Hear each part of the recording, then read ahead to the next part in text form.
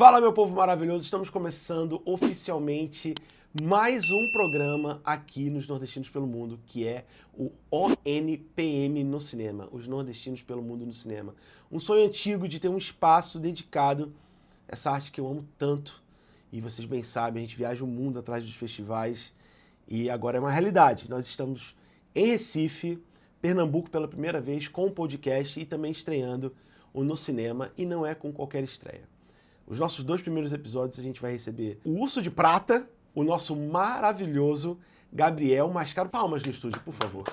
Obrigado. Gabriel Mascaro. Meu irmão, que honra ter você aqui.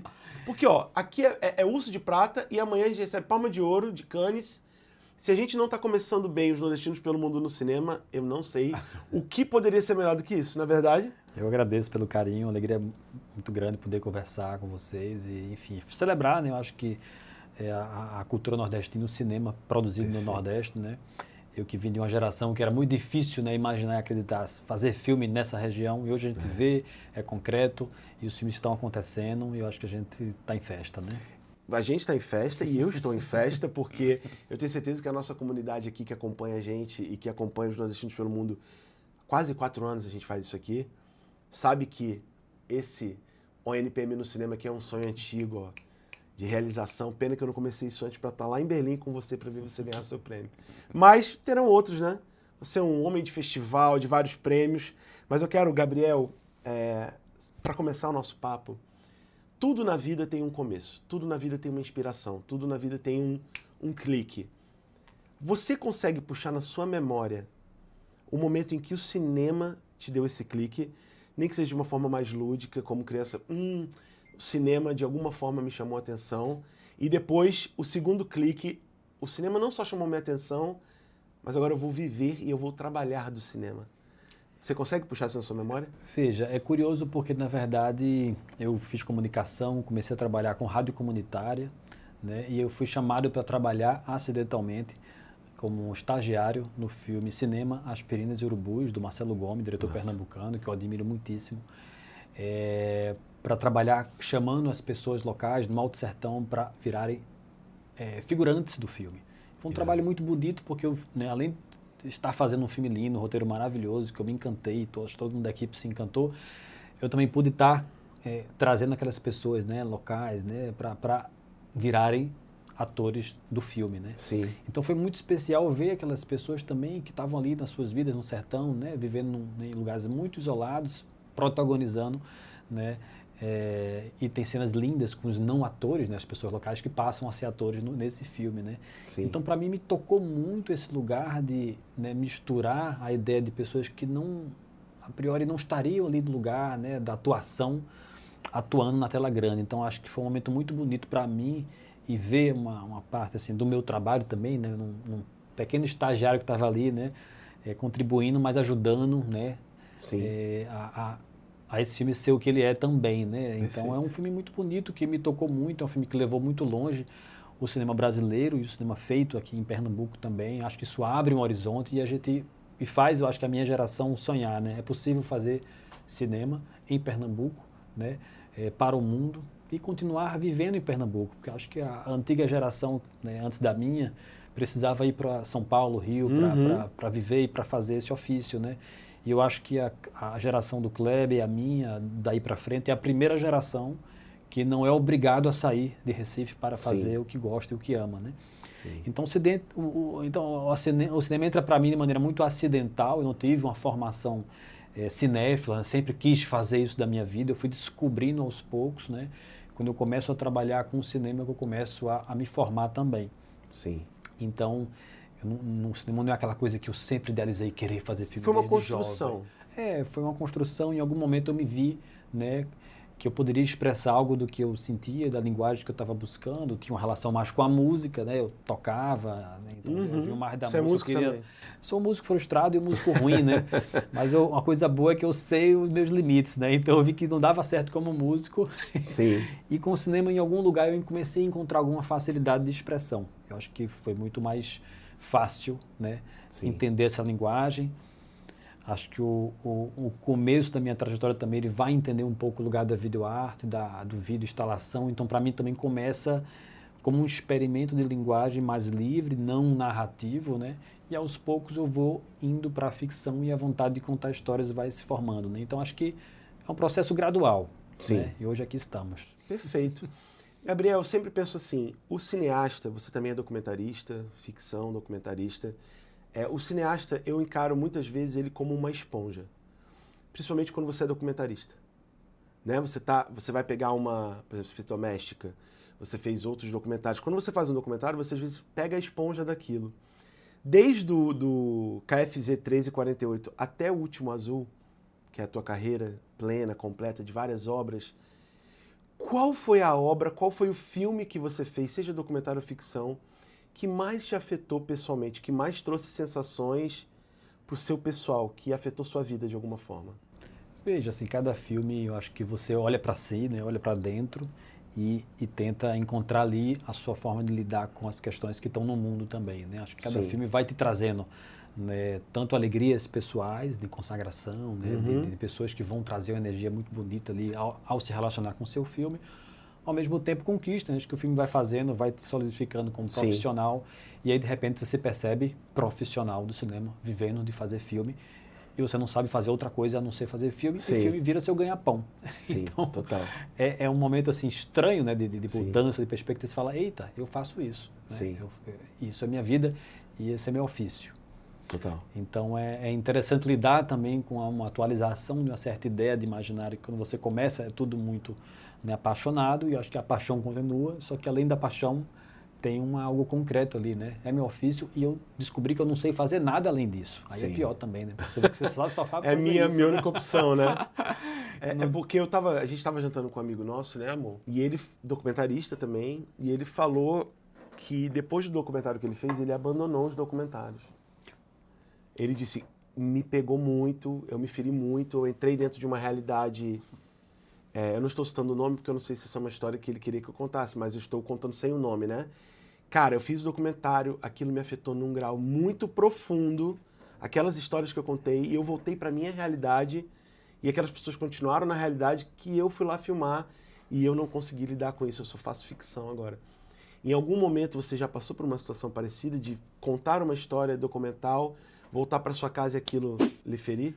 Veja, o que aconteceu comigo foi inusitado, porque eu começo, né, num cinema mais experimental, Sim. E aí vou pro documentário, né, fiz o KFZ 1348, que é a história de um Fusca, de um carro, e a partir desse veículo eu conto a história de todos os donos. São 8 donos, né? 8 donos, né, de um Fusquinha, Muito massa. do cara que começa a comprar ele num 0 km até o último, né, que termina num ferro velho e vira prego, né? Já Muito contei o massa. spoiler do filme. Então, um filme sobre a memória do Brasil, que eu fiz em coordenação com o Marcelo Pedroso, um parceiro meu. E depois eu fiz Um Lugar ao Sol, que investiga os moradores de cobertura de prédio, e fiz também a Avenida Brasília Formosa, sobre um bairro aqui de Recife, que teve uma mudança, uma avenida construída, e como isso muda esse cara de sonho e desejo. E fiz o documentário Doméstica, filme eu entrego uma câmera para os jovens filmarem as suas empregadas domésticas, para fazer um filme sobre afeto e trabalho, desse ambiente do lar, né? E como é difícil, né, separar essas questões, assim, né, do trabalho doméstico no Brasil, é uma grande instituição, né? E eu percebo, na verdade, que é um filme sobre performance também, porque quando eu entreguei a câmera para eles filmarem, eu fiz assim, ó, as duplas vencedoras estarão no corte final do filme, porque eu não estava lá filmando, né? Sim. Então eles tinham algo impactuado ali no inventividade, ainda que tivesse uma relação também assimétrica de poder ali, né? E eu acho que a força do filme é um pouco manifestar esse conflito, né? Esse ruído na relação. Ao mesmo tempo é um filme sobre performar, né? Como é que o jovem quer ser visto como um bom patrão, né? E como é que ela também quer se mostrar aí negociando esse lugar da empregada na relação, né? Mas é um filme sobre performar, e isso me impactou, e aí eu comecei a me relacionar com a ideia de ir mais fundo na ficção, porque eu acho que o documentário que eu menos estive presente é o documentário que eu acho que tem mais elementos de fabulação e performance, sabe? É verdade. Agora, Gabriel, vamos lá, falando português claro aqui. Você ganhou o Urso de Prata, esse Urso de Prata está na tua casa. Infelizmente você não trouxe para cá hoje, né? Mas eu vou bater lá para pegar, para ver se passa energia. Eu quero saber de você. Quando você está sozinho, sem um entrevistador aqui, guicando, entusiasmado, mas você está sozinho, que você deita na sua cama. Você olha pro teto, né? Você está olhando pro teto e você olha pro lado e está lá o Urso de Prata te olhando. Como que você se sente? Assim, qual o teu sentimento de falar, caramba, olha só onde eu cheguei, olha o que eu fiz. Você tem esse sentimento de alegria, de celebração, de não normalizar um prêmio como esse? Como é que é a tua cabeça? Veja, são duas frentes, assim, né? Eu acho que para a primeira, é muito bonito, né, poder imaginar que num Brasil, num país que, né, era muito difícil fazer cinema no momento que eu comecei, né, e talvez uma geração anterior a minha ainda mais difícil, né. Então, a ideia de um filho de professora de escola pública poder fazer filme, né, num Brasil que a arte, né, é concentrada no elite, né, a produção dessa... Para mim foi muito especial essa conquista, assim, a conquista familiar, a conquista pessoal, a conquista de conseguir ver isso, né, filho trabalhador filmando no Brasil. Sim. A partir de uma política de descentralização de recursos, né, e eu sou talvez a primeira geração, né, fruto, né, de um Brasil que acredita na diversidade, né. Isso.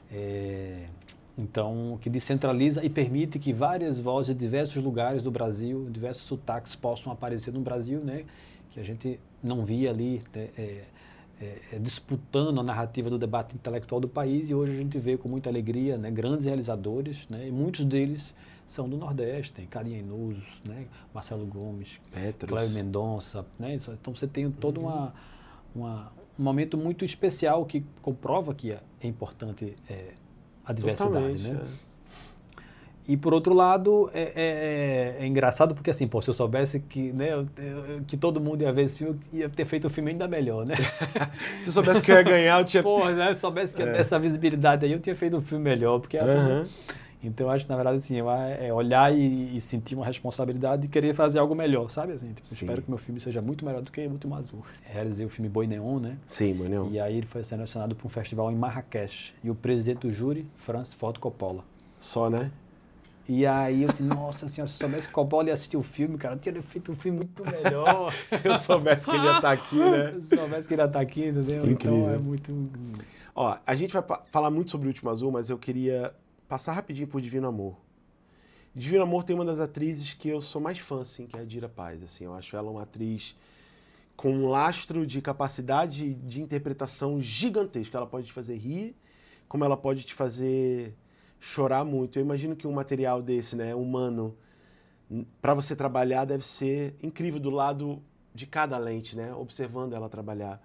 Eu queria muito que você falasse, aí sou eu guicando em cima de uma atriz que eu sou fã. Eu também sou fã, viu? Você também é fã, né? Sou fã do seu trabalho, do seu filme, mas eu quero que você fale como é dirigir a Dira Paz, como é trabalhar com ela. É muito especial, porque na verdade assim, eu sou muito fã dela, acho uma atriz assim completa, né, assim, que começou muito cedo, começou novinha, fazendo um filme quando era criança, ainda assim, uma participação especial, muito jovem ainda, um filme na Amazônia. E hoje aí uma das pessoas mais ativas, antenadíssima, atenta a todo o debate, né, político, cultural, artístico, uma atriz que está ali em todas as frentes, muito atenta, com uma escuta muito hábil, né, e se atualizando, é uma cinéfila, então é uma atriz realmente muito bom de se trabalhar, porque assim, né, é uma parceria linda. Totalmente. Assim, né, e que compra com muita energia a proposta artística do filme, sabe, assim, então quando você está ali pensando numa questão ali, ela está trazendo já uma solução que você não estava nem pensando e com muito mais vigor, ou seja, se você fica ali com o dedo para falar de uma coisa, ela fica, não, bora, vamos fazer isso aí, sabe assim, então ela é uma atriz muito especial e eu tive uma sorte muito grande de poder, né, trabalhar com ela, então já um check na minha vida, assim, né, com as pessoas, né, que eu mais admirava, assim, de atriz no Brasil, a Dira eu consegui, né, resolveu. Com o Divino Amor, né, espero que eu possa trabalhar novamente, né. Não, totalmente, agora, ó, o Divino Amor, ele foi muito bem recebido pela crítica, esteve em festival também. Eu quero fazer duas perguntas ligadas, sobre crítica e sobre festival. Primeiro, como é a sua ligação com os críticos, com a crítica, em relação ao que você produz, ao seu trabalho? E a outra é o quanto você faz filme pensando em festival. Porque a gente observa alguns diretores que não têm essa relação com o festival, né? Não participa de muitos festivais, e tem diretores que têm uma carreira muito pautada em festival. O Kleber, seu amigo, parceiro, vizinho e tal, ele é um cara que é um cara de festival, né? Esteve no Directors Factory com vinil verde, se não me engano, acho que esse é o nome, vinil verde, há muito tempo atrás, e você é um cara muito respeitado pela crítica também e está presente em festivais. Como é isso, a tua relação com a crítica e como é a tua relação com os festivais? Veja, a minha relação com a crítica, para mim é muito de aprendizado, sabe? Como eu não fiz formação em cinema, como eu não tinha curso superior na época como eu comecei a fazer filme, eu aprendo levando porrada, né? Apanhando. Apanhando. Então, apanhar para mim é um exercício intelectual muito importante na minha experiência de formação. Então, eu não sofro com a crítica, eu não levo pessoal, eu levo como uma reflexão, né? Seja para reiterar e afirmar uma coisa que de fato eu acredito, discordo do crítico, então não. Sim.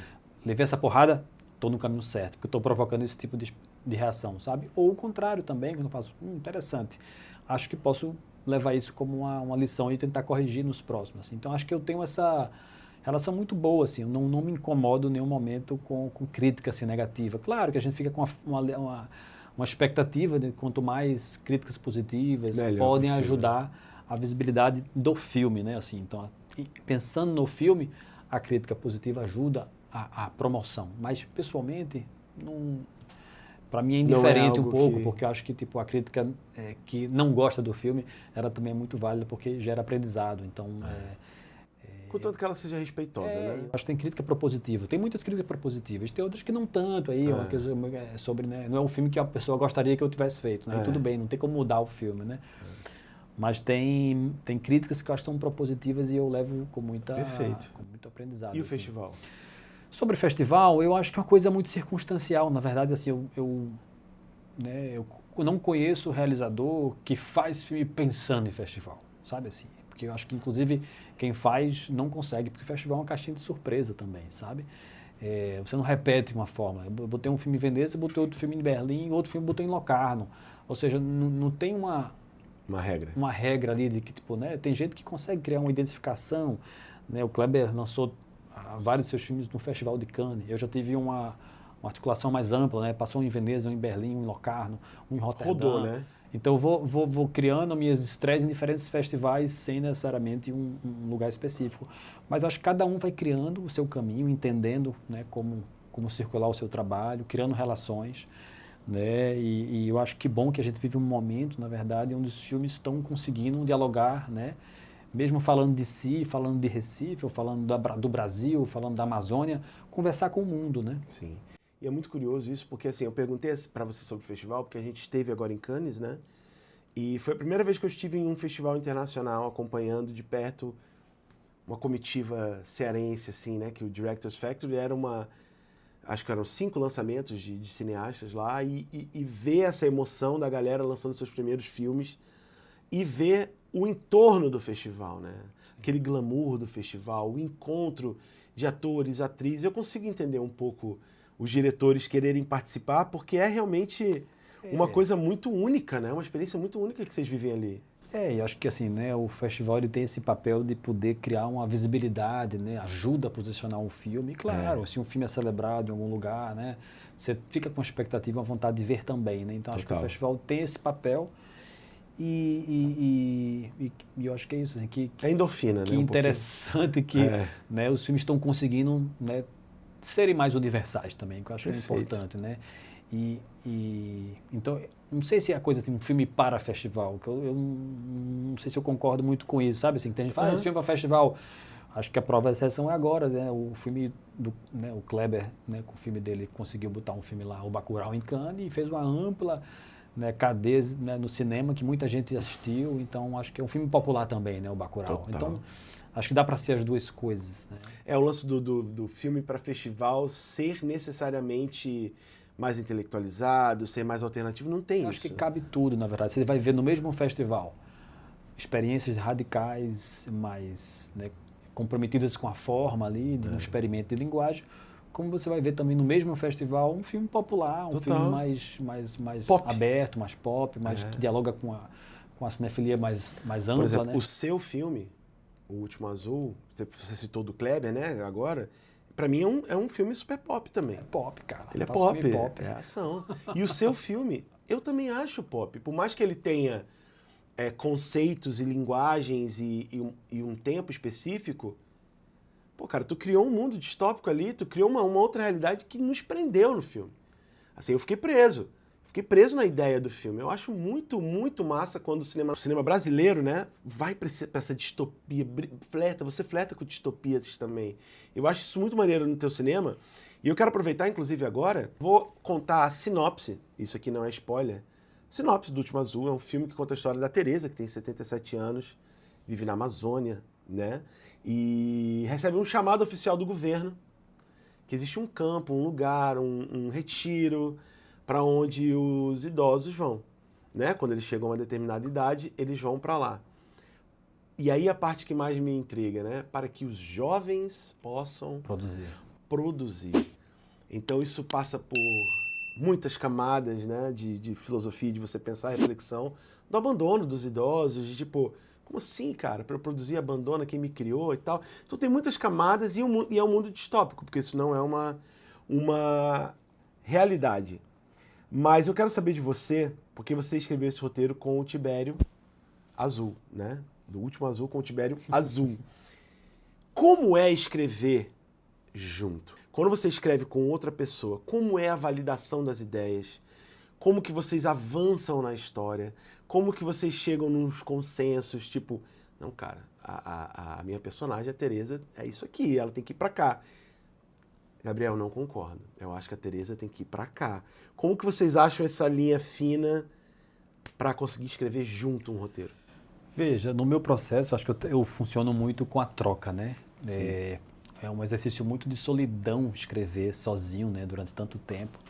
E para mim, então, a parceria com o Tibério, com a colaboração no processo da escrita, para mim é fundamental porque me deixa até mais livre para dar as ideias ruins na mesa, sabe? Para que o outro faça, tipo, tá doido, pô, que merda. O outro fala, genial, né? É então, a troca, né? É a troca, né? Então, é a brincadeira de falar ideias ruins, né? E não ter muito preocupação, né? Que às vezes você fala uma ideia muito louca que você, de repente, se fosse você sozinho, você nem levaria tanto a sério. Essa ideia é muito louca. Mas aí você, deixa eu falar. Aí, alguém tem que, de repente ele valida, né? Quando bate, ele fala, porra, isso é muito bom, né? Então, de repente, tipo assim, eita, Então, eu acho que é brincar também com o jogo do vai que, né? Vai que funciona essa loucura, né? Então, é um exercício muito confortável de poder, claro, numa relação de confiança, né? Poder falar tudo o que pensa. Sim. E o outro também bater. Então, como eu tenho uma relação mais tranquila com a porrada, no sentido assim, então acho que a brincadeira ali da criação da porrada, tipo assim, que merda, tipo assim, isso é muito positivo também, né? Porque você já também não avança também numa coisa que é muito ruim. Você tem alguém para dividir as suas dúvidas, né? Você tem ali uma troca, né? Eu tenho um vídeo até do Ben Affleck e do Matt Damon, que eles ganharam um Oscar muito novo, Gênio Indomável, né? E eles foram roteiristas desse filme. E eles falam sobre isso. O acordo que existe entre eles quando eles vão escrever é que não existe ideia ruim. Fale tudo. Tudo. Se for tosco, a gente só não faz, mas fale, né? Porque às vezes através de uma ideia ruim você entende o que está por trás da intenção daquela ideia ruim. E às vezes a intenção estava certa, a ideia estava ruim, mas a intenção era perfeita, era precisa. E aí você muda a intenção, né? Muda a ideia, na verdade, mas a intenção estava lá. Então o processo da criação conjunta é muito saboroso para mim. Muito bom. Né? Primeiro eu quero falar da Denise, que ela está maravilhosa no filme. Maravilhosa. E ela interpreta muito no silêncio também. Isso que eu acho muito fino na direção e no... Primeiro, eu queria agradecer você por ter me permitido assistir o filme para essa entrevista, porque ele ainda não foi lançado. Mas, só para a galera dos festivais, né, que assistiram. Mas é uma interpretação da Denise silenciosa. É uma interpretação que, quando ela fala num tom... Obviamente, tem um momento do filme que ela explode, mas ela tá ali e é muito profunda a interpretação dela, muito certeira. Como foi a escolha por ela? Se você chegou a fazer teste com outras atrizes, ou se foi aquele filme que você escreveu, porque às vezes as pessoas escrevem já tendo um ator ou uma atriz em mente. Foi esse o caso? Não, na verdade eu me protejo, tento não pensar em elenco no processo da escrita, para eu não me frustrar futuramente. Você não dá uma cara de cara, né? Não dou a cara, fico mais livre, não associo a ninguém, porque às vezes pode ser mais frustrante quando você vai tentar filmar e aquele ator não pode, ou não está disponível, ou você não tem dinheiro para pagar. Tem isso também, então, né? É melhor não criar muita expectativa, né? Vai na fé, escreve o roteiro e vê o que consegue depois, né? Com a Denise foi muito especial porque quando eu comecei a pensar na atriz, foi que começou a crescer o tamanho do problema, né? Assim, é uma atriz mais velha no Brasil, que morava na Amazônia, e a gente começa a perceber, na verdade, que muitas atrizes do mainstream brasileiro, das novelas, por causa da pressão, né, da imagem contra a mulher, a imagem, assim, muitas mulheres idosas atrizes estão, né, sobre forte procedimento, né? Sim. Então foram poucas as faces que podiam, né, dar Fazer conta isso. de um personagem que morasse numa Amazônia, numa relação mais de classe média baixa, ali, de uma região ribeirinha. E foi muito especial quando eu cheguei na Denise Weinberg, porque eu lembrei que ela fez um filme do Armando Praça, maravilhosa, faz sua participação no filme Greta, né? E é uma atriz maravilhosa, enfim, com um trabalho muito expressivo no teatro e que tem orgulho do seu envelhecimento, sabe? Assim, então foi muito potente ver aquele corpo, né, que tem orgulho, né, do seu envelhecer e que tinha uma conexão muito forte com o que a gente precisava para o personagem, para contar a história, né? Então ela veio com muita alegria. Tivemos ainda uma grande dificuldade para compor a outra, né, personagem, que ela contracena. Maravilhosa também. Não encontramos muitas possibilidades do Brasil, terminamos achando uma atriz em Cuba. Maravilhosa. De 85 anos, Miriam Socarrás, trouxemos de Havana para a Amazônia, e ela chega com muita maestria, e é um encontro muito lindo, né, da Miriam Socarrás com a Denise Weinberg no filme. É um momento em que elas se conectam, né, no filme sobre, né, desejar, né, e eu acho que elas, de maneira muito genuína e singular, mostram essa potência nesse corpo ainda que está envelhecendo, mas está vivo, né? Está vivo, sonhando, sentindo, né? Isso é uma coisa que eu senti muito no filme. O quanto você transmite que sonhar não tem idade. Você pode sonhar na idade da sua filha, você pode sonhar com 80, você pode sonhar com 75 que ela tem no filme, né? 77 que ela tem no filme, né? Depois o governo vai lá e arreia para 75, né? Enfim, eu simplesmente achei ela perfeita. Tem às vezes miscasting, né? Que você erra o casting, né? Ali foi perfeito, né? Muito especial, foi também assim, né? Conseguir juntar nesse filme, né? A Denise Weinberg, que é perfeita, o Rodrigo Santoro, que entra de cabeça no filme, assim, de corpo e alma também, assim, né? Com muito vigor. E a possibilidade de fazer uma junção, na verdade, no cinema, né, no nosso know-how aqui da região, filmado, né, no filme pernambucano, com a turma da região norte também, no cinema amazônico de Manaus, que tem pouquíssimos filmes que dão esse espaço para, né, contemplar, enfim, inúmeros talentos do teatro e do cinema, né, de Manaus. E a gente tem mais de 20 atores no filme, né, de Manaus, e são atores que sustentam o filme assim, de igual para igual. Simplesmente incríveis. A gente comentou isso, né, amor? Os atores lá, incríveis, né? Qual o nome daquele ator que... O Adanilo. Mas eu não sei se é esse o Adanilo, que interpreta... O rapaz do Ultraleve. É ele? Ele é o Adanilo? Excelente ator. É um grande ator. E é um inteligentíssimo, uma troca muito rica, é um cara que está assim, bombando, trabalhando com gente importante. Muito bom. Fez o filme argentino com o Lisandro Alonso, esteve em Cannes com o filme dele também. Então é muito bacana assim, ver um ator, né, da Amazônia lá com muita energia, muita vontade, também é diretor, também é escritor. Enfim, acho que representa um pouco essa potência que está surgindo no cinema de Manaus e que eu espero que a gente em breve seja, né, surpreendido com muito mais filmes, né, filmados nessa região por diretores também de lá. Gabriel, e é muito incrível porque assim, a gente aqui nos Nordestinos pelo Mundo fala muito do Nordeste, né? E de como às vezes o Nordeste é visto como algo menor diante do Brasil, diante do eixo Rio-São Paulo. E eu tive a possibilidade de entrevistar diretores, atores lá em Cannes da região Norte. E eles falaram, Léo, se isso rola com o Nordeste, com o Norte, é ainda mais agudo, né? Então, por isso que eu sempre digo, aqui no Nordestinos pelo Mundo, no NPM no cinema, a região Norte é bem-vinda, vai estar aqui, é a nossa região, é uma região irmã, né? Que logo nossos vizinhos. Quando você vai, por exemplo, para São Luís do Maranhão, o Maranhão é Nordeste, mas é super Norte, né? Você sente o Norte em tudo no Maranhão, então a gente é irmão, a gente é vizinho, e é muito importante realmente ter essa potência acontecendo, né? E a potência de encontro também, né? Assim, quando eu começo a fazer cinema em Recife, a grande parte da equipe, né, vinha do Rio ou de São Paulo para fazer filme, inclusive filmado em Pernambuco, né? Porque a gente não tinha essa experiência, não se imaginávamos capazes de fazer isso. Né? E aí foi muito bonito ver um filme, O Último Azul, filmado com gente de Pernambuco e da Amazônia, né? A grande parte da equipe local. Exato. Produtores da Amazônia, elenco da Amazônia, né? Então foi... Exatamente. E falando de Rodrigo Santoro, eu lembro que um dos principais atores que me chamou a atenção para o cinema nacional quando eu era moleque foi o Rodrigo Santoro. Eu lembro que eu vi um filme, e esse filme mudou o meu olhar do cinema nacional. Que eu olhei para aquilo e falei, meu irmão... Bicho de Sete Cabeças? Não foi o Bicho de Sete Cabeças, foi Abril Despedaçado, Walter Salles. E que eu descobri que Karim tá lá também, né?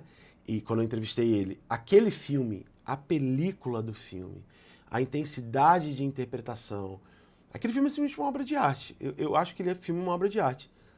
E desde então, desde antes, Rodrigo Santoro já era um cara que milita o cinema, é um cara que foi desbravar o cinema internacional, né? Hoje a gente tem Wagner, a gente tem Alice Braga, a gente teve Sônia Braga, a gente tem Fernanda Montenegro, mas quando a gente pega a geração do Rodrigo, ele foi um dos primeiros a ir lá tentar fazer isso acontecer, né? Teve Sônia Braga antes, mas tô falando do Rodrigo.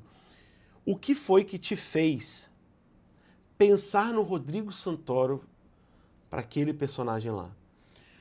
Veja, eu tinha meus 18 anos e passa o Bicho de Sete Cabeças aqui num festival de cinema em Recife. O teu foi o Bicho de Sete Cabeças, né? E aí eu vi aquela sessão com o Rodrigo Santoro lá, e aí chega aquele bonitaço, né, no cinema. Aquela estrela, né? Estrela, tá, super jovem.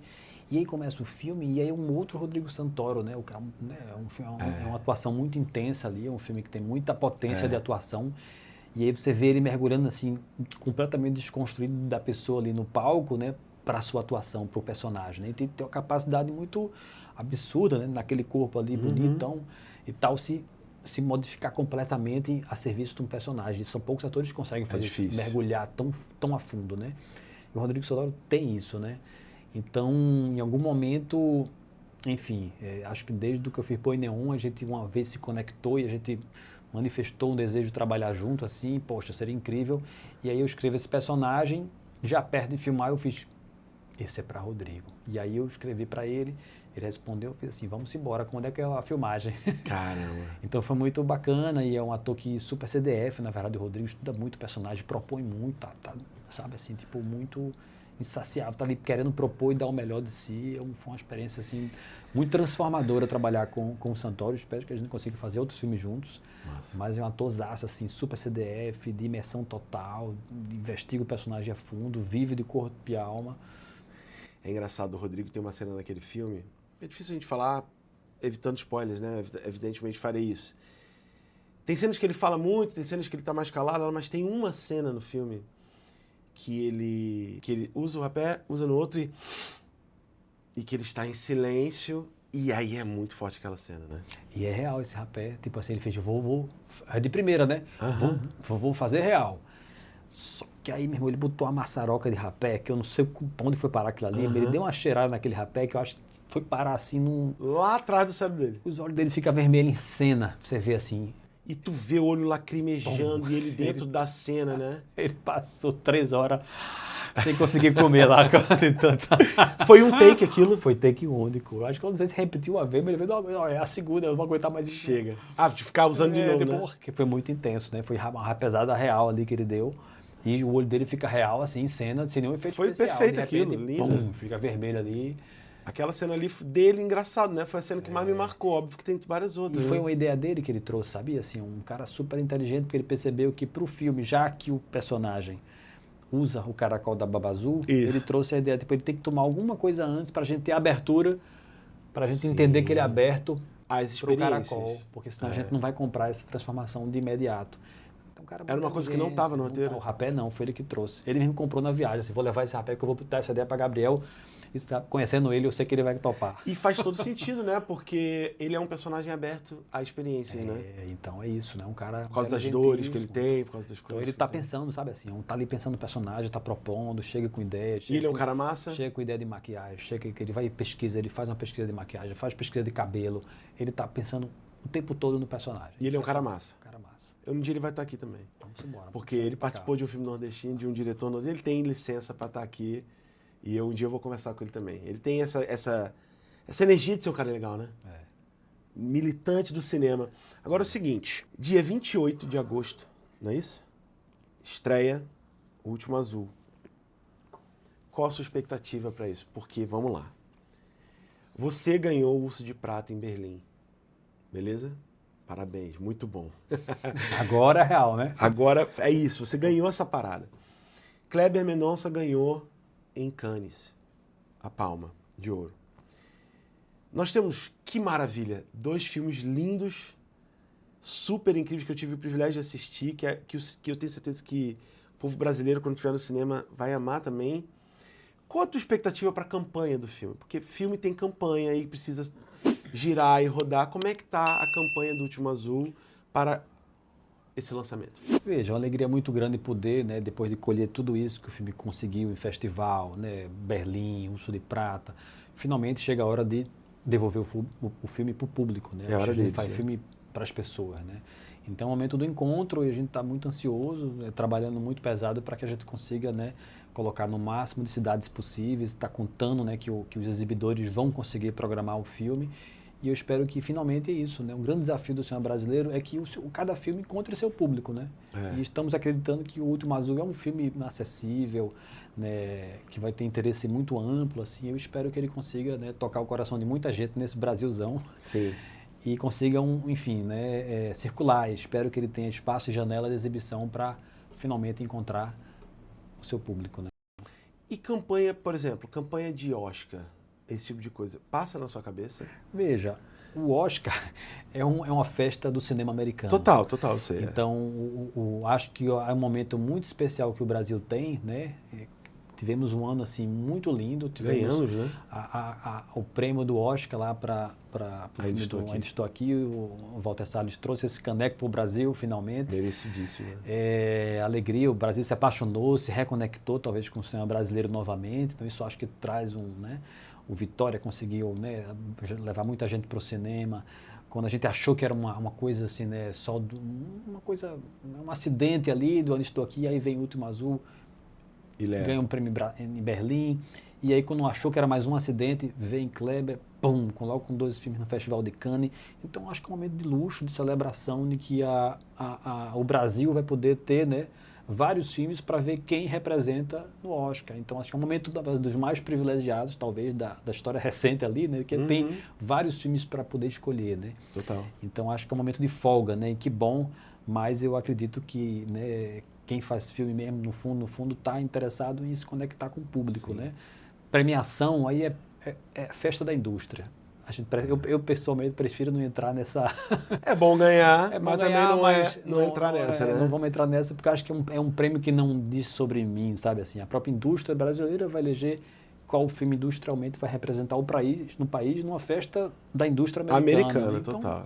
acho que isso é uma escolha natural né, estruturante, política, e que eu acho que as pessoas mais capacitadas vão entender qual filme deve representar o Brasil, e eu acho que o que for escolhido vai ser lindamente... Você consegue ter isso tranquilamente no seu coração, né? Tranquilo, porque no fim das Tá de contas... boa, né, sem expectativa. e eu acho que assim, né, é um momento muito especial, um momento de festa, né? Então... Você vai gerenciando a sua expectativa conforme for acontecendo, né? Claro. Porque a tua expectativa em relação a Berlim também devia estar controlada, quando foi crescendo, Não sabia nem que eu ia entrar em Berlim, de repente, como chama, você está na competição... Aí você gerencia isso. Aí você descobre que na competição principal, você loucura. acha que vai passar no horário ruim, aí eles programam num domingo, no primeiro fim de semana, um momento especial, as pessoas assistem seu filme, né? Aí você acha que vai se levar porrada, as pessoas celebram e batem palma. Então, assim, acho que você vai entendendo ali como o filme vai tocando nas pessoas. Eu acho que isso eu já estou colhendo e eu já colhi, sabe assim?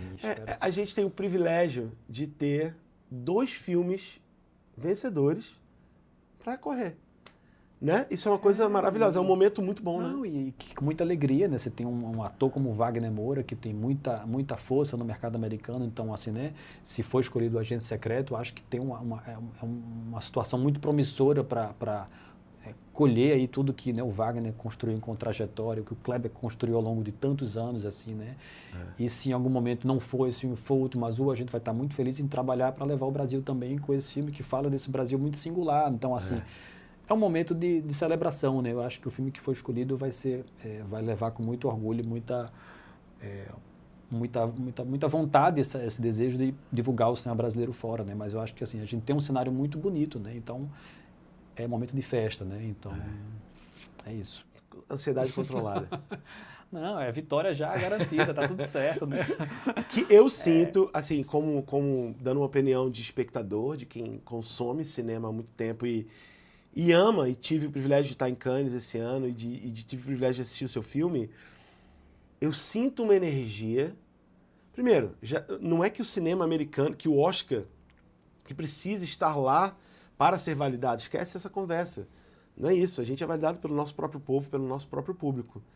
Mas se estiver, massa, né? Eu sinto que um de vocês vai estar lá. Isso aí é uma...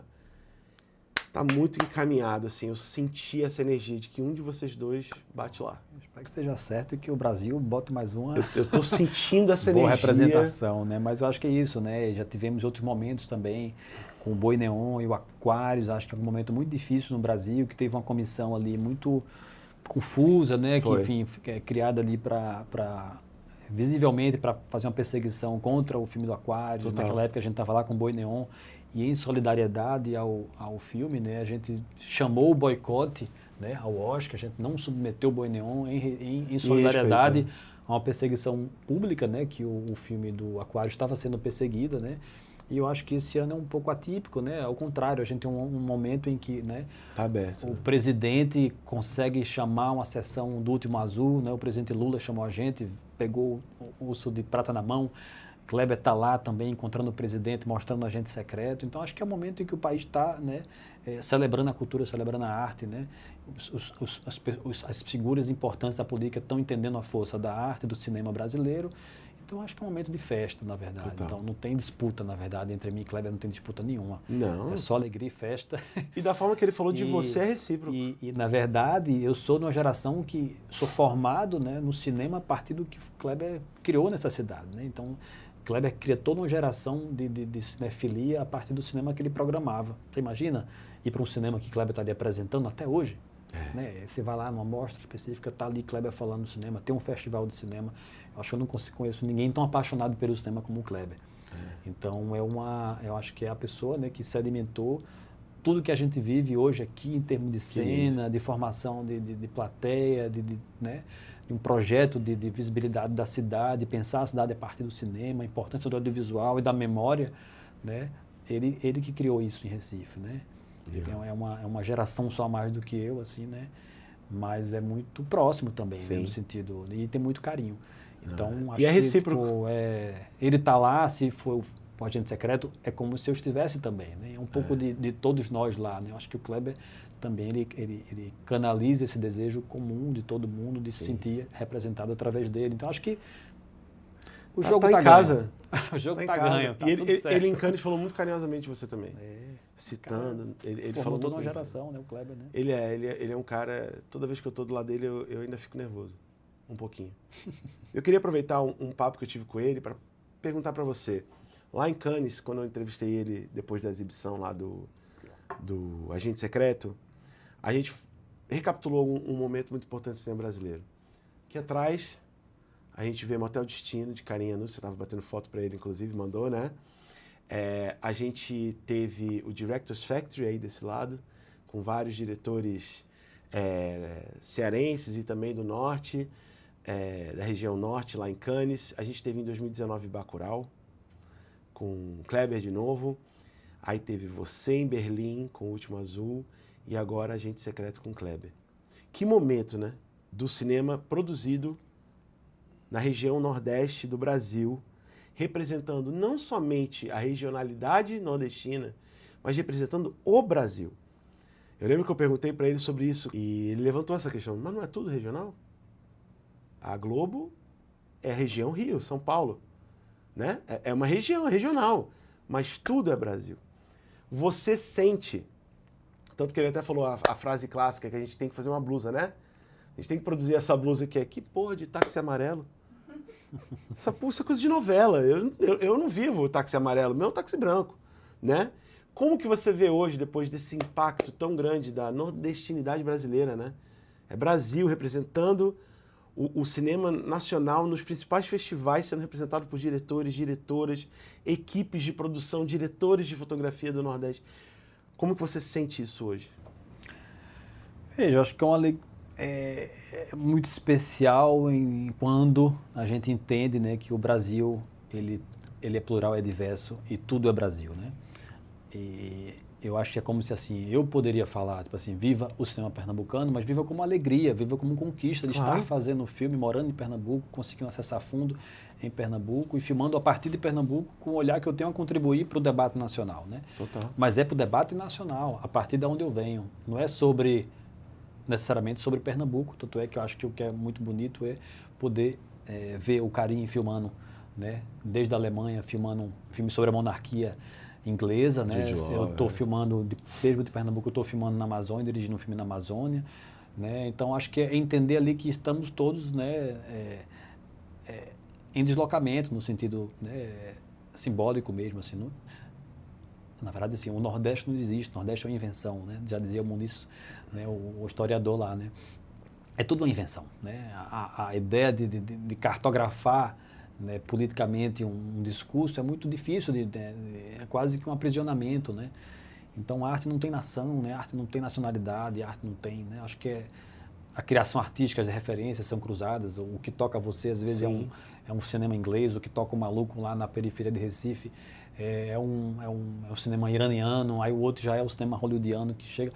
Então acho que a gente vive tão, né, plural, né, plural na formação do olhar que é muito confuso para mim até falar em cinema brasileiro. Mas vamos lá, falando em cinema brasileiro, falando em cinema, né, na diversidade regional, acho que é uma questão de política de entendimento identitário. Mas assim, né, é estranho quando alguém de fato de fora do Rio de Janeiro fala cinema pernambucano só porque é de Pernambuco, né? Assim, não faz sentido. É regional. Regional, né? Até porque eles são regional também, né? Cada um. Eu acho que a minha reflexão sobre isso é que às vezes o orgulho regional, por exemplo, a gente vem do Ceará, Fortaleza tá lá, o orgulho da região que o cearense, que o fortalezense, que o pernambucano sente, o recifense sente, é muito grande. Eles sentem orgulho, muito orgulho da sua música, da sua literatura, dos seus artistas, né? Então, não sei, talvez seja uma coisa porque é um orgulho muito grande da região, mas não quer dizer que é regional, só regional. É Brasil. Claro. Faz parte de um Brasilzão. E eu acho que esse orgulho, em parte, é fruto de uma resistência também, de um momento, né, de se sentir fora do debate nacional, né? Ou de se sentir alienado do debate nacional, como se a intelectualidade brasileira fosse constituída a partir de um eixo, né, de alguns universo acadêmico específico no Brasil, né? E em algum momento, eu acho também uma hora a gente fez, sabe de uma coisa? Eu não vou ficar tentando entrar nesse lugar, vou para fora, né? Assim, vou dialogar com o mundo. E eu acho que é uma coisa interessante do Recife, que aconteceu em Pernambuco, né? No cinema feito em Pernambuco, não falo cinema pernambucano nunca, já percebeu? Falo cinema feito em Pernambuco. Que eu acho que pessoas é tão longe dessa realidade da novela, da Globo, não sei o que lá, que a gente já olha para o mundo, assim, né? Então, eu conheço poucos realizadores, né, em Pernambuco, ou no Nordeste, ou no Norte, que sonham em dirigir novela.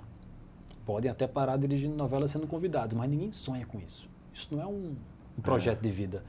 Enquanto que talvez eu conheço muitas pessoas no Rio de Janeiro que sonham em entrar na Globo, sonham em dirigir novela, sabe? Então, eu acho que essa é a grande diferença da gente. Total. Eu não conheço ninguém que sonha estar nesse lugar aí, entendeu? Porque isso pra gente não é um projeto de vida. Faz sentido. Isso seria um acidente de percurso. Seria. Terminar dirigindo uma novela, nada contra a novela, porque acho que tem uma grande contribuição nacional. Mas, assim, dentro do contexto da realidade de Recife, termina aqui. Claríssimo, né? Não faz parte do nosso campo de desejo, porque não é a nossa realidade olhar para aquele lugar, né? Então termina que esse contraponto, esse contradiscurso, essa contranarrativa vem de maneira muito genuína, com inventividade, com essa, talvez, alguma originalidade que possa ter nos projetos. O que é curioso é que são projetos muito diferentes, mas todos eles, cada um com sua singularidade, né? Total. Você vai ver o filme do Kleber, do filme do Karim, do Marcelo Gomes, ou o Meu Cinema, também são filmes completamente diferentes, né? Não tem...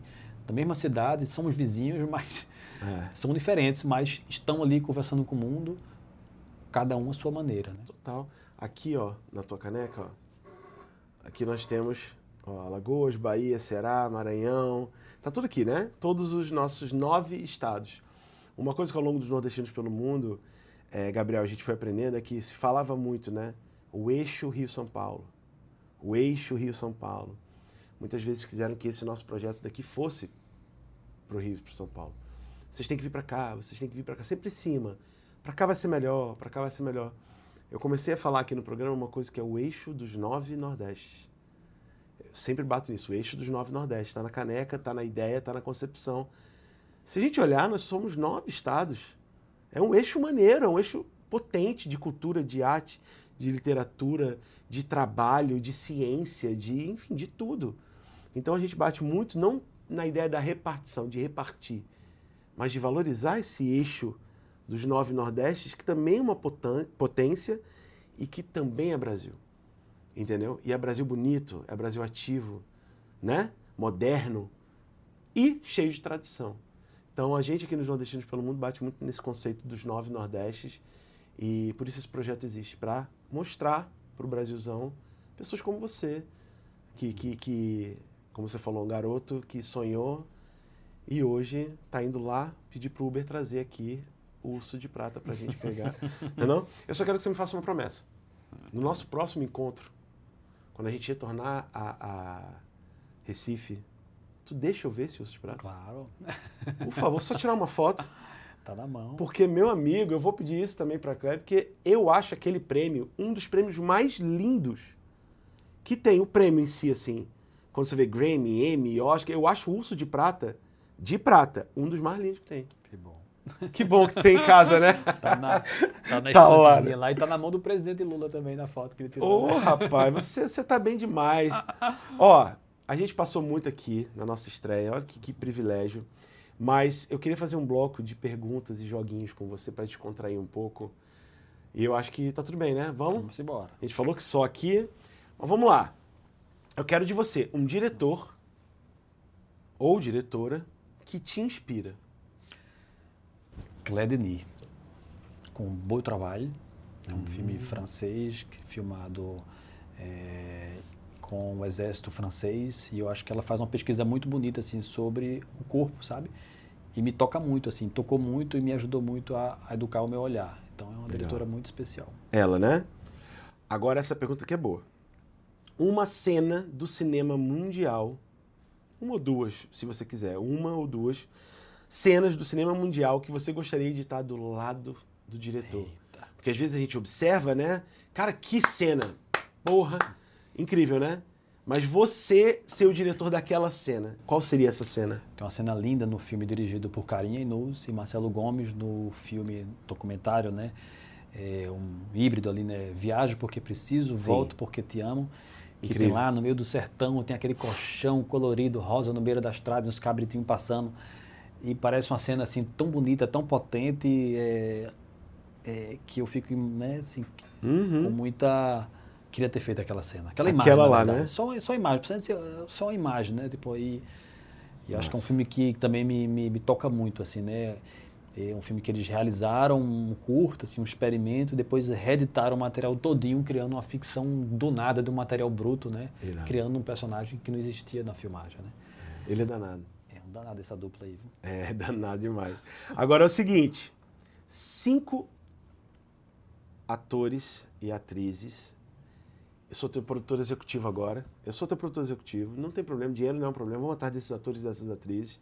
A gente pega o telefone aqui e liga. Quais seriam 5 pessoas, entre atores e atrizes, que você gostaria de trabalhar, de fazer um filme junto? Eu tive a sorte, porque a pessoa que eu queria trabalhar, eu consegui, Dira Paz. Dira Paz, tá lá. Trabalhar com Dira Paz de novo seria incrível, seria né? incrível. Queria muito trabalhar com Wagner. Wagner, Moura, né? Queria muito trabalhar com Gabriel Leone. Gabriel Leone. Com Lázaro Ramos. Lázaro Ramos. Né? Quem mais? Ela tá me ajudando aqui a pensar os nomes aqui, porque se eu não disser os nomes... É a sua produtora executiva aqui, a filha. Você falou Lázaro Ramos. Nunca trabalhei com o Irandi, queria muito trabalhar com ele aqui de Pernambuco também. A gente nunca conseguiu ter um projeto para se encontrar assim. Né? E a Hermila também de Pernambuco, que é maravilhosa. Eu nunca tive a chance e a oportunidade de trabalhar. Um cara que eu acho que daria muito bom com o teu cinema também é o Jesuíta Barbosa. Olha aí, também é massa, figura incrível. Eu acho que casa. É muita gente, né? eu tenho que fazer muito filme para conseguir trabalhar conseguir, com esse povo todo aí, porque é muita gente muito especial. Né? E você falou que não escreve pensando numa cara, né? Mas, por exemplo, quando você pensa, queria trabalhar com Wagner Moura, será que um dia tu vai mudar esse teu pensamento? De escrever pensando nesse setor? Parece que Kleber escreveu a gente pensando no Wagner, né? Kleber é outra categoria, né? Não, você é uma categoria... Rapaz, ó, o vencedor de prato que... Sei lá o quê, tá doido, macho. Veja, eu tenho uma dificuldade de escrever pensando, porque eu acho que pode ser que eu não consiga aquela pessoa, né? Então eu vou sofrer Fecha muito. antes, negocia antes. Eu vou sofrer muito, então eu prefiro, né, Mas eu acho que lá foi isso, acho que eles já estavam acertados, não foi No assim, começo, escreveu... né? Bem, Acho que eles já estavam alinhados que ia rolar, é só tu alinhar com ele antes, pô. alinha com ele antes. Final do ano eu tô com ele, eu resolvo isso pra você. Cara, porque não rolou, né, o encontro lá. Na hora que eu ia fazer a entrevista, eu fui furtado, né, cara? Aquela minha cara chorando no Brasil inteiro. Puta merda, eu confio em filmar o Wagner. É, a gente tava indo fazer a entrevista com ele. Mas ele foi maravilhoso. Ele foi super gentil comigo, falou umas paradas na minha vida, ó, fica tranquilo. Se encontra lá em casa, vai dar certo e tal. A comunidade maravilhosa, a gente tem sempre que deixar isso claro, viu? Muito obrigado. A nossa comunidade Conseguiu fez a vaquinha, crowdfunding, e a gente, 5 dias depois, Gabriel, voltou pra Fortaleza, eu nunca esqueço, a gente, né, amor, que eu botei o pé pra fora do avião. Eu botei o pé pra fora do avião em Fortaleza, depois de tudo que aconteceu. A moça, eu ainda quero encontrar você, por favor, apareça. A moça, primeira mulher que trabalhava no aeroporto, ela olhou pra mim e falou, Léo, deu tudo certo. Olha. Eu não sabia quem ela era, mas Fortaleza já sabia de tudo que tinha acontecido. Fechou a vaquinha, né? Fechou a vaquinha.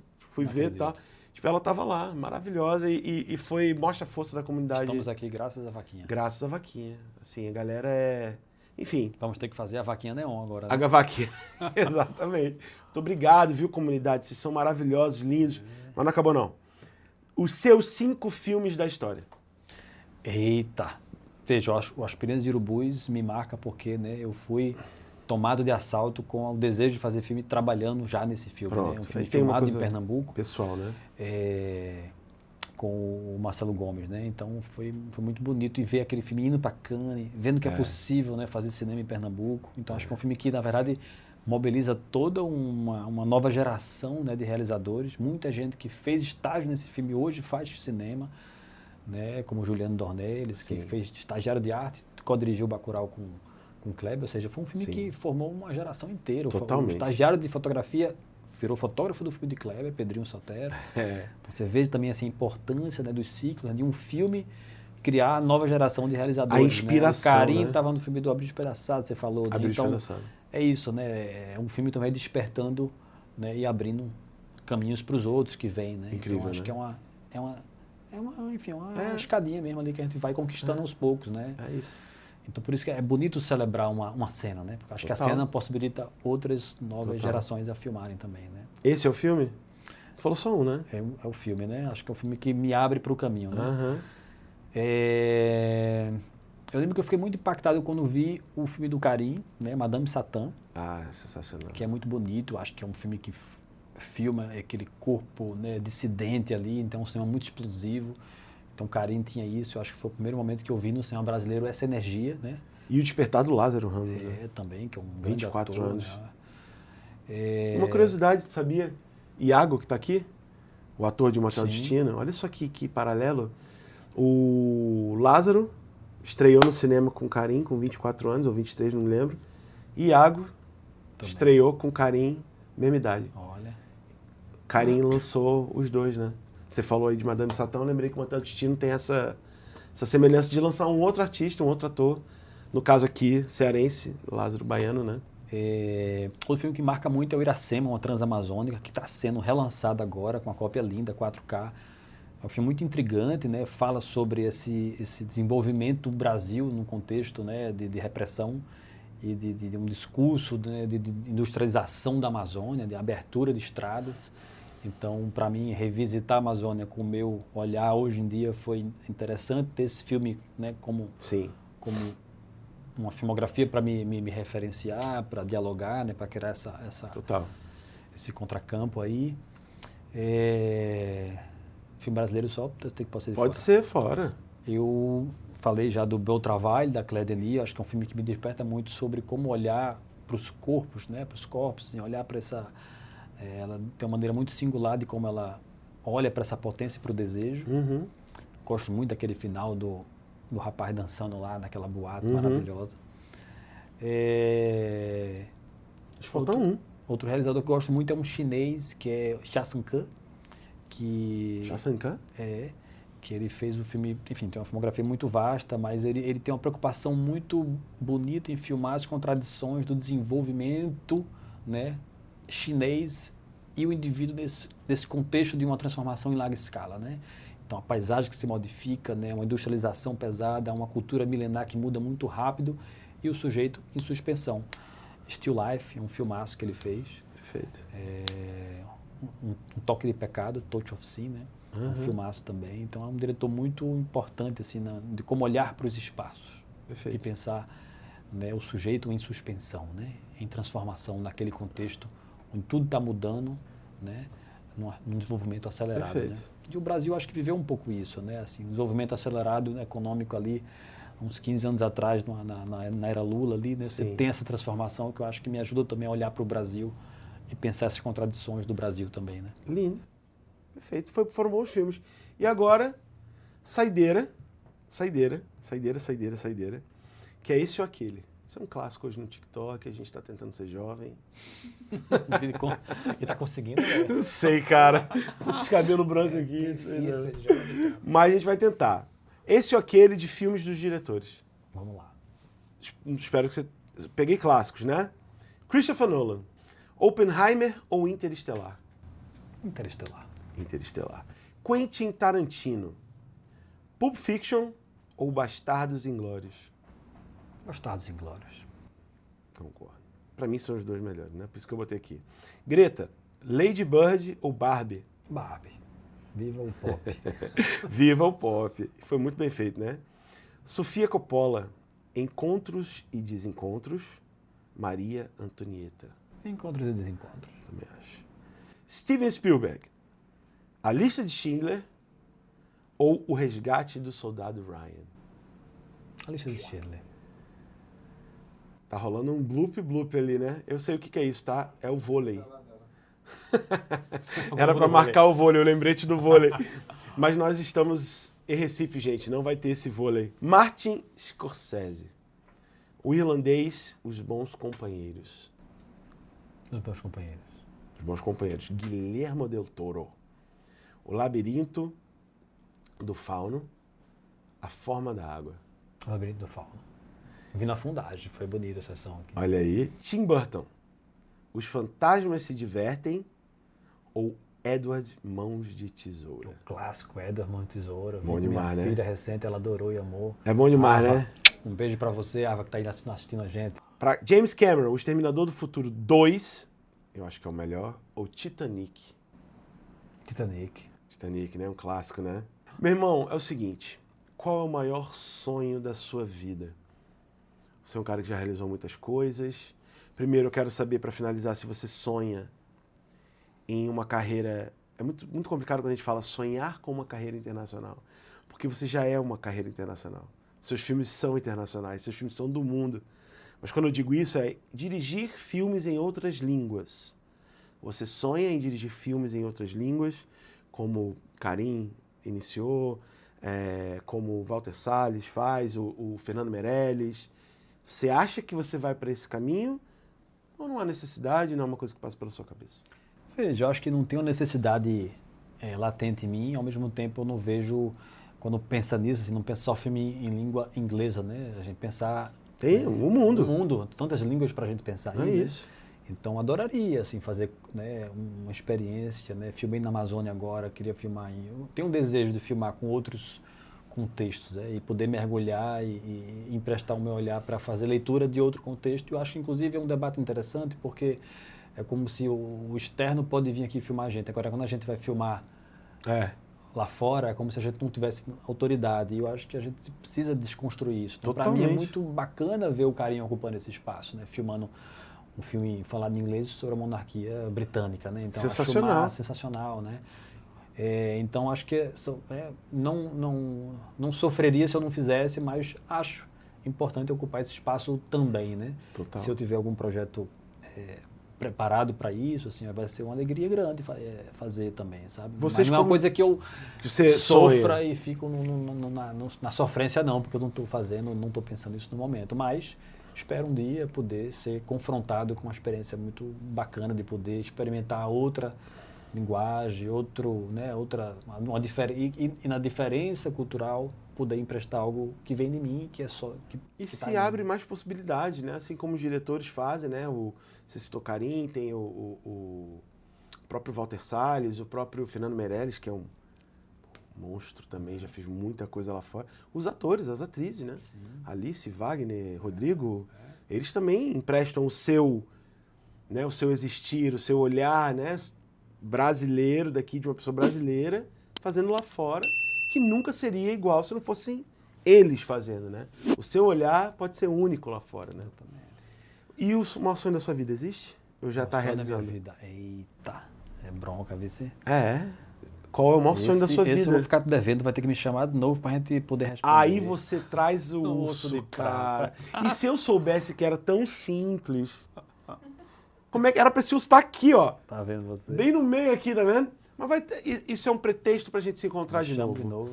Irmão, você é sensacional. Eu queria dizer que você foi o piloto dessa história.